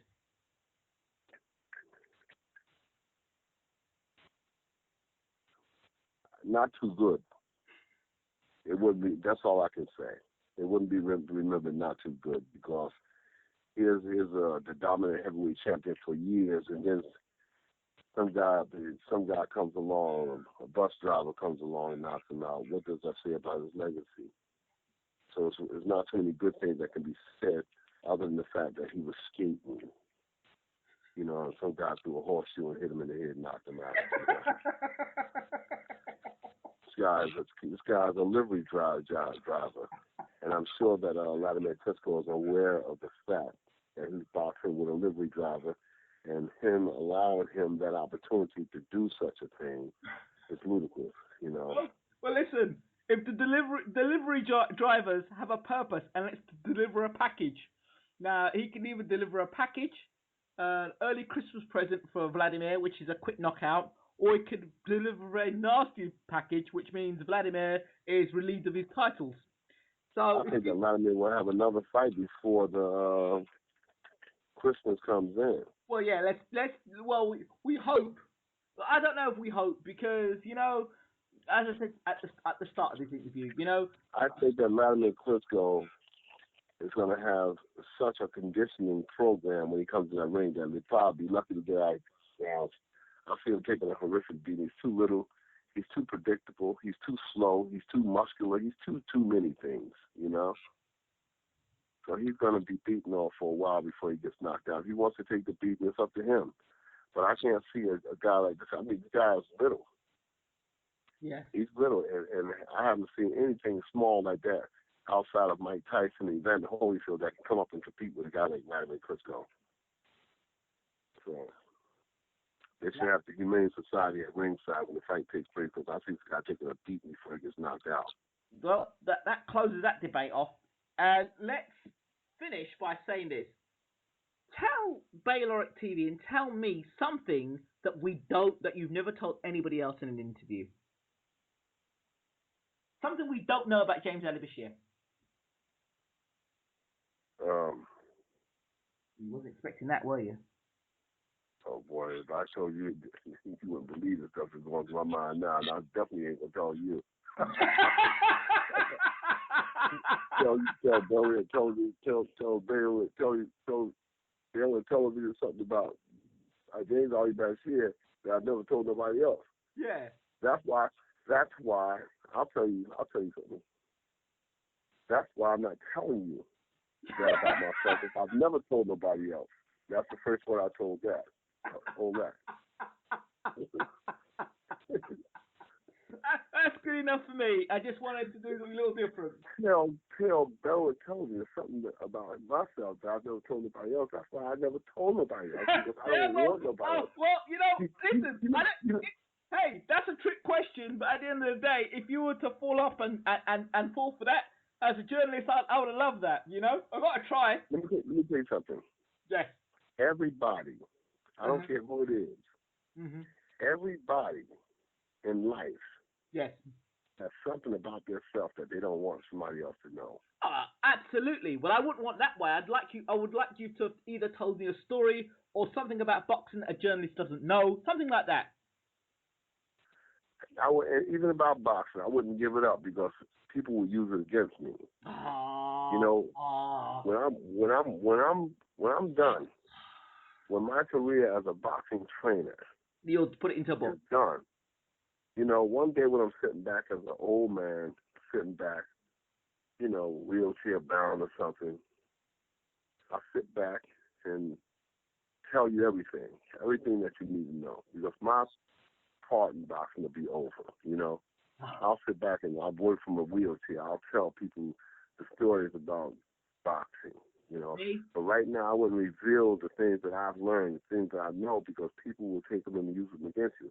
And the disrespectful young guys out there, they'll take them and add on to what they have, and then if they won't give nobody credit for it. That's true. I give all the old guys credit for the things that I know. That's true. Thank God for them. Thank God for each and every one of them, because they took the time to teach me. They took time to relay these things to me. Took time to say, look, this is how you do it, and that's not. I respect them. Absolutely. I respect them, and I'll respect them until I'm dead. And I'm proud that I got that from those guys. Every one of them gave me something. Luther Burgess, Bill Miller, Tommy Parks, Emmanuel Stewart. Every one of them gave me something. Either I extracted it. Because all of them didn't give it to me willingly. I just got on their nerves so much asking questions. Well, why this or why that? Why'd you do this here? Why'd you do that? How come you did this here? Well, why would you do that and you're not doing it then and now you're not doing it? I would ask questions. But the young people now are so goddamn smart that they don't even ask questions. And they're missing out on the biggest part of the whole plan because they don't ask questions.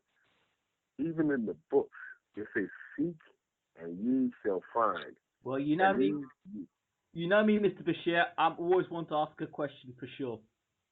Right. The young guys now don't ask questions. They don't ask questions, but they think that they think. Again, I say that they think that they know, and they don't know jack. They don't know jack. I sit back and I watch them make the same mistake over and over again. Even with the guys that come to fight Wladimir Klitschko, I sit back and I watch and I observe, and they all make the same mistakes when they come to fight Wladimir Klitschko. One day I'm going to tell you what that mistake is. They all come in there and they think that we've got the master plan to beat them, and they all come in there and they all go home quietly with a behind whooping because they made the same mistakes. So many critical mistakes that these guys make when they come to fight Wladimir Klitschko. It's like you put out a person, you train a person for 4 or 5 months. He's going to do an opera or he's going to do some kind of poetry reading, and you put him on stage in front of 200,000 people, and they forget their lines. Even though they trained 6 months to do it, they forget their lines because their heart wasn't in it. So all these guys in boxing now, you got a bunch of smart young guys, wise guys, that think that they know. So I just sit back and I watch.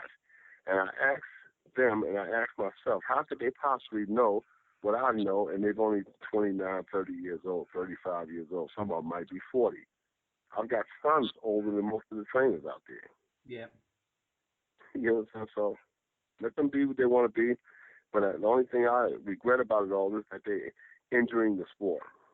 They're impeding the progress of the sport with their stubborn bullheadedness. Everybody thinks that they know, but they don't really know. So let them live as they will. They'll learn, hopefully, But I don't waste time with it. I don't waste time trying to teach nobody. If a person wants to know, then I'll convey it to them. If they don't want to know, I keep my mouth shut. That's the way to live. I guess that's the wise man, James Ali Bashir. Yes. Mr. Bashir, at your service. As always, thank you so much for talking to Bayloric TV. And I don't call this an interview no more. I call this a conversation. Because that's what it is. It's a pleasure. You know what? It's a real pleasure. It's a real pleasure because I think that class has a lot to do with how we rear our children, what kind of example we make for the young people that comes behind us. Mm-hmm. You understand? So class is a part of everything that we do. Like I said, I don't want to be part of the buffoon side of boxing. I don't want to be some kind of clown, some kind of, when you see me on the internet, oh, I'm going to read this interview because I know this clown done did something that's funny or something. I'm not here to entertain nobody like that. You know what I'm saying? I want them to respect me when they see my name is mentioned. I want them to respect me for what I do because I have a debt to pay to the trainers who have come before me to establish this sport. And I want to do something in their honor. I want to live in their honor. So when you look at me, you're looking at all the trainers past. I admire them, I respect them, and I want to do things to make people respect the sport because of them. I find it funny because now, we've been doing interviews for a long time, and we've been talking. I don't like to use the word interviews, but just for people to understand, it's more of a conversation I have with you, Mr. Bashir. And I'm sure you understand that. And before it was like, oh, well, why are you talking to James Ali Bashir? Who's James Ali Bashir? Now it's like, no, Bashir's a really good trainer. He's a really good trainer. And it's not. You're not the only one. There's a few other people I've interviewed, and I've noticed now. Oh, hello. So you're interviewing them now, and you're interviewing this person now because they've listened and they haven't done the work themselves, they've listened to an interview, they've picked up, oh, this person's a good trainer. Well, this person really has a good personality. It'd be good for me to get an interview with them. They didn't care for them beforehand, and then suddenly now they're on the phone. Oh, can I get an interview with you? Not because they've done the research themselves, but because somebody else has done the hard work to do the research. They've realised, I can get an interview with them now. You know, and I don't begrudge anybody for that. In fact, I'm happy because people like yourself are not just talking about the fighters, they're talking about their own experiences and the things they want to see, how the sport can be developed, can be pushed forward, can be improved. Because, you know, as a listener, you want to obviously hear about the fighters and the fights that are going on, but there's a lot of rubbish in the sport. And if you don't have somebody who can be that bright light in the darkness and in the midst of all the confusion and the corruption and everything else, if you haven't got that, you've got no sort of guiding light, you've got no standard, you've got no somebody who's going to stand and say, you know, this is what it is, then forever we're going to be fed lies and be led down a line of following trainers because they've got big personalities rather than actually the fact that they can actually train. And as we've spoken before about the Hall of Fraud trainers, you if you've got any knowledge, you understand yourself the difference between a good trainer and a mentor. And we spoke about this before. Right. I take pride in the fact that I invest myself in what I do. I was offered to be a co-promoter. It's a promotional firm that's opening here in the United States. And they wanted me to be a part. They wanted me to lend my expertise and my name to a promotion. Right. And I simply told them that I'm not the kind of trainer that wants to wear a lot of hats. I want to do what I do. I want to be a trainer. I want to be a boxing trainer. That's my forte. Right. The most I would do is if I was invited to do commentary, color commentary, you know, for fighters or televised fights. I would gladly do that because that's giving information and knowledge about the sport that I'm a part of. Right. But outside of that, there, I'm not interested in doing promotions and other things like that there. I even stopped managing years ago. I stopped managing that so I can give my full concentration to the development and training of the boxers. Right. So as far as I would go to do, color commentary for HBO, Showtime, or whatever station that I would be asked to join. Right. As far as me becoming a co-promoter or something like that, I'm not interested in that because I don't want to wear too many hats. I want to stay close to the vest of training boxers and developing them, you know. So a lot of guys. Go ahead. A lot of guys want to wear all the hats. They want to be involved with everything, and therefore you cannot really be good at one particular thing. I've invested myself in boxing all these years, and I want to be the best at what I do. I really do. I want to be the best. I want to be the best. I want to be the best at what I do. I want to be the best for the clients that I work for. You know, if a manager puts me in a position to say, I want you to train this fighter. I want you to do this for this fighter. You know, I want you to develop him and bring him along. You know, I want to do that. I want to be the best at that.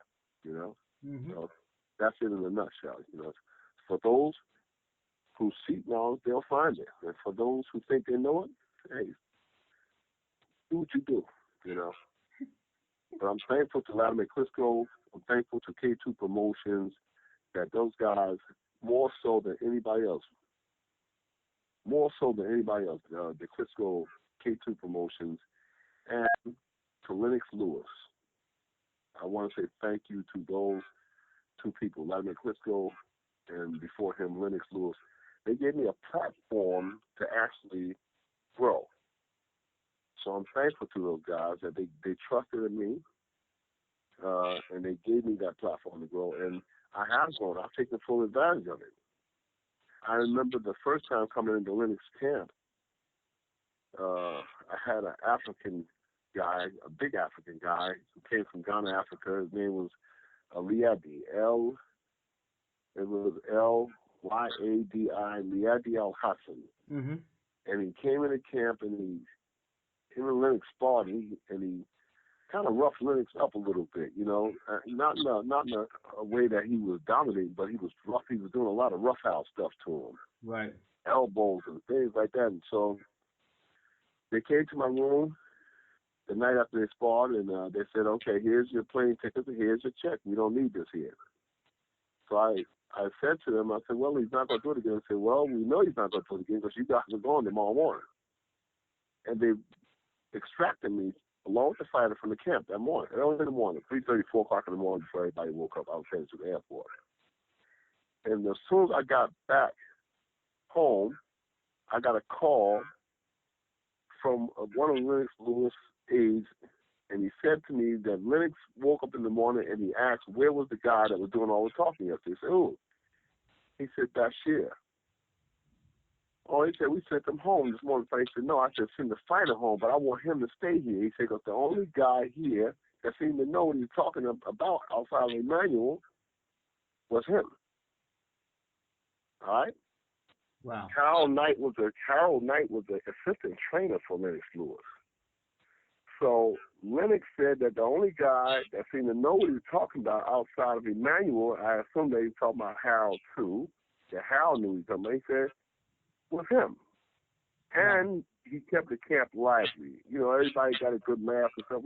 You got to have all kinds of people to make up a camp, you know? Right. You know, so along with Emmanuel and Harold Knight, who were Lennox's trainers. If Emmanuel wasn't training him, Harold Knight was training him. But I was right there because I handled all of the sparring partners. Yep. So I was his nemesis every day. Lennox liked that. He didn't always like the things I said, but he liked the fact that I was there working against him because I represented who the people were that was working against him. And I made him get up. Because I told him, Lennox knew that he couldn't sleep around me. He could not sleep. Because if he slept, he'd get knocked on his ass. Because I was sending those sparring partners after him. He was sending the sparring partners out because he was knocking them out. But I conditioned him and said, this is how you get him, you know? And Malik Scott was one of those guys. That's why I was so shocked that Malik was able to take. That's why I said it was bullshit. Malik Scott is a better fighter than that. He's a better fighter than what he showed in that fight. Now, I don't like that. I'm upset about that. I am upset. I want to go on record saying I am upset that he was stopped in one round by Deontay Wilder. No, taking nothing away from Deontay Wilder. I know Malik Scott was a better fighter than that. I didn't like that. I took it personally. Same here. I took it personally. You know, you're on the floor because you got hit with a punch, and I've seen you put in more than 150 rounds with Lennox Lewis. Come on, give me a break. That was my argument going into the fight with him, and yeah, after I listened to myself again, I felt so bad for the prediction I put out there. But there you go. I didn't say nothing at the fight. I kept quiet. But I was offended by it. I was offended. Again, I'm not offended with Deontay Wilder because Deontay did what he was supposed to do. But I was offended that Malik went on the fight the way he went out. And I'm still offended by it. I'm upset about it. I'm upset. He's a better fighter than what he showed. I've been in the trenches with him a few times over the years, and he is a better fighter than what showed up in that ring. He's a better fighter than that. He's a better fighter than that. Yeah, but the talk is that he has debt problems and that the money. What? He has debt problems. That's what I understand. But the best way to find out is to talk to Malik himself, which I'm going to try and do. Which is only fair to hear what you've got to say. He has some debt problems. Yes. Well, who don't have that? That's what I heard. Yeah, but who doesn't have debt problems? Who doesn't have debt problems?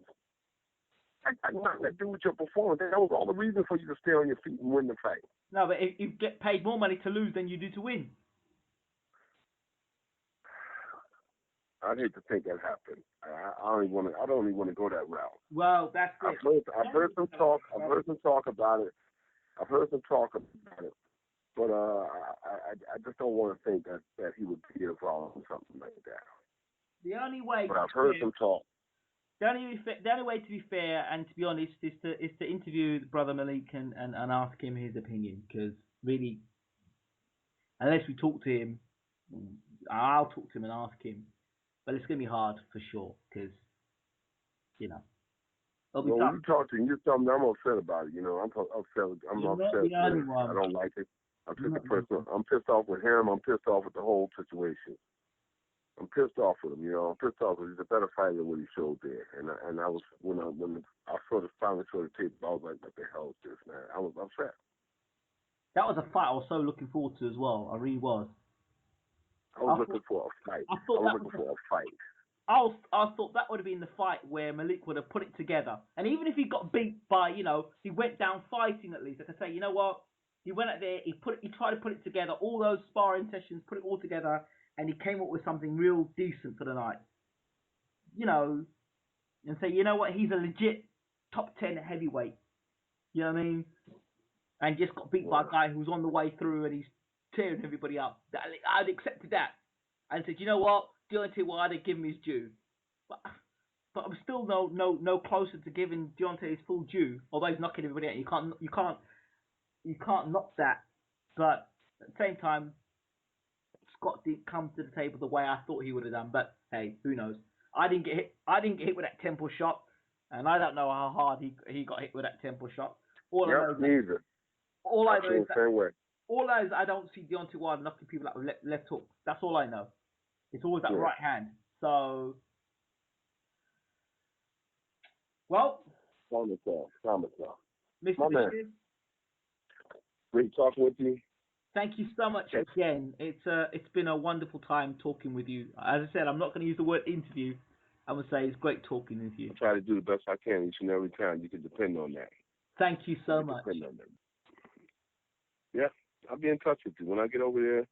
When I get over into Germany and Austria. Yes. Next time we talk, we'll be talking Skype, Austria. All right. Sounds good. Now remember, I'm going to be 6 or 7 hours up on you, so we have to fix a time to meet. Okay. No problems with that. It's your pleasure. So soon as I get into Austria, in the mountains, in the mountaintop retreat. Once we're there in the mountaintop retreat, then we'll talk again. Sounds good. I'll touch base with you as soon as I get myself orchestrated. As soon as I get settled in the hotel, and as soon as I get settled in the hotel and get a good night's rest, I'll contact you and let you know that I'm here and I'm set up and we can talk. I'd appreciate that. Thank you so much. Yeah, I appreciate you too. And one more thing before we end, have you got a word to those people that support you and appreciate you and listen to your words? Yes, I thank all of those people who listen and support Baylor Television and support me and all other people out there who are working. We're working every day to make this boxing a profound sport for all the people who pay attention, for all the people who make us. Every one of those fans, when they sit down and watch ESPN, HBO, Showtime, Showbox, Fox Network, whatever they sit down and watch, Sky Television, whatever they sit down and watch and pay time and tribute to us, it's a testimony for the people who are working for us. So yeah, we thank the fans. I definitely do. Because every time a fan writes me, I write a fan back.